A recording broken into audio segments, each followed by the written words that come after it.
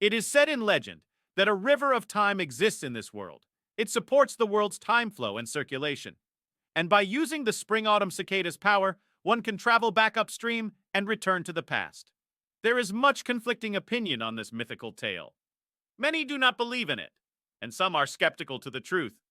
Few people actually dare to believe it, because every time one uses the spring-autumn cicada, one must pay with his life, letting his entire body and cultivation be the driving force to use its power. Such a price is just too expensive, and the thing that people just cannot accept is the fact that after paying with your life, you don't even know what the outcome is. So even if someone has the spring-autumn cicada, they would not dare use it so indiscriminately. What if the rumors were fake, and it was just a scam? If Fang Yuan were not cornered into such a state, he would also not use it so hurriedly. But now, Fang Yuan is thoroughly convinced, because the reality of the truth has been laid before his eyes, and there was no denying it. He has really been reborn. It's just a pity. From the start, I had wasted an absurd amount of effort, killing hundreds of thousands of people, making even the heavens furious and inciting people's vengeance, went through suffering and multiple hardships to finally attain and refine this good goo. Fang Yuan thought with a sigh. Even though he had been reborn, the spring-autumn cicada did not come with him. Humans are the greatest among thousands of creatures. Goo are the essence of heaven and earth. Goo comes in thousands of shapes and sizes of strange and mysterious variety there are too many to count. Some goo, after being used once or even twice or thrice, will completely dissipate. And some goo can be reused again and again as long as it is not used over its limits. That said, it is probable that the spring-autumn cicada is one of those types that can only be used once before disappearing for good. But even if it's gone, I can still refine another. I have done it in my previous life. Why can't I do it in this life? After the thoughts of pity were put aside, Fang Yuan's heart burst forth ambitious and determined feelings. To be able to be reborn, this fact made the loss of the spring-autumn cicada entirely acceptable. Not to mention he had something precious with him, so it's not like he lost everything. This precious treasure was his 500 years' worth of memories and experience.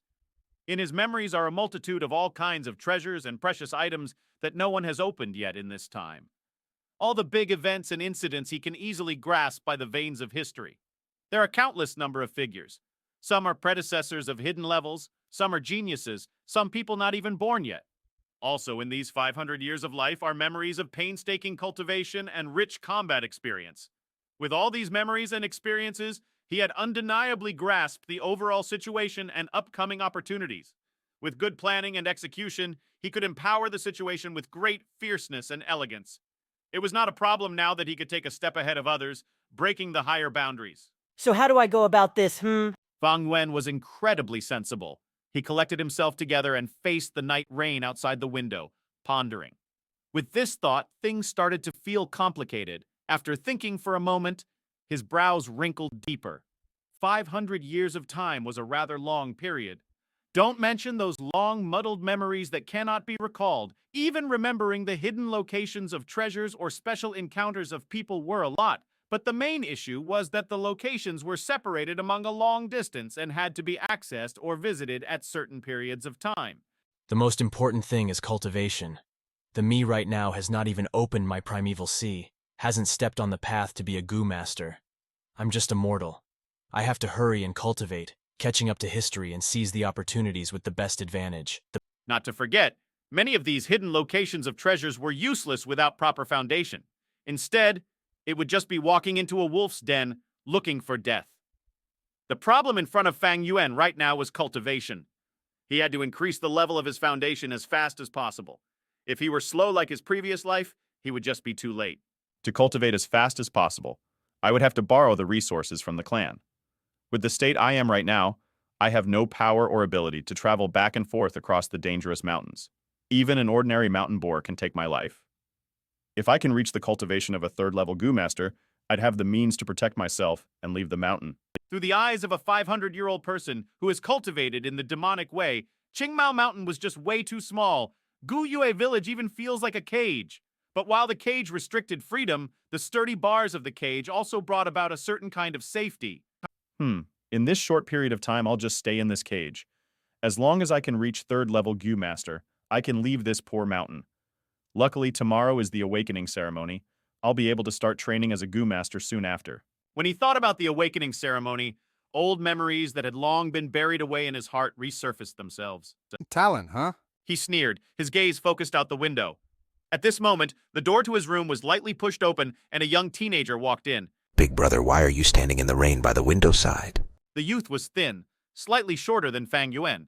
His face resembled Fang Yuan's features greatly. As Fang Yuan turned his head to look at this young man, a complicated look flickered across his face. It's you, huh? My twin little brother. I saw that Big brother's window was not shut closed, so I thought I'd come in here and close it. Tomorrow's the awakening ceremony. It's so late and you haven't gone to bed yet, Big brother. If Uncle and Auntie knew, they would probably be worried. Fang Zheng was not surprised at Fang Yuan's coldness. Ever since he was a small child, his older brother had always been like that.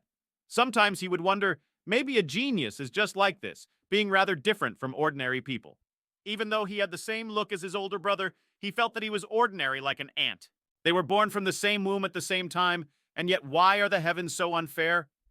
His older brother had been endowed with gleaming talent, while he himself was as ordinary as a stone. Everyone around him would say, "This is Fang Yuan's little brother," when they mentioned him. His aunt and uncle would constantly tell him to learn from his older brother. Even when he looked into the mirror sometimes, he would feel disgusted as he saw his own face. These thoughts had been ongoing for many years, accumulating day and night deeply into his heart. Like a giant stone pressing against his heart, these few years Fang Zheng's head lowered more and more, and he also grew quieter. Worried. At the thought of his aunt and uncle, Fang Yuan laughed silently. He could still remember clearly how the parents of this world had both lost their lives in one of the clan missions. When he was only 3 years old, he and his little brother became orphans.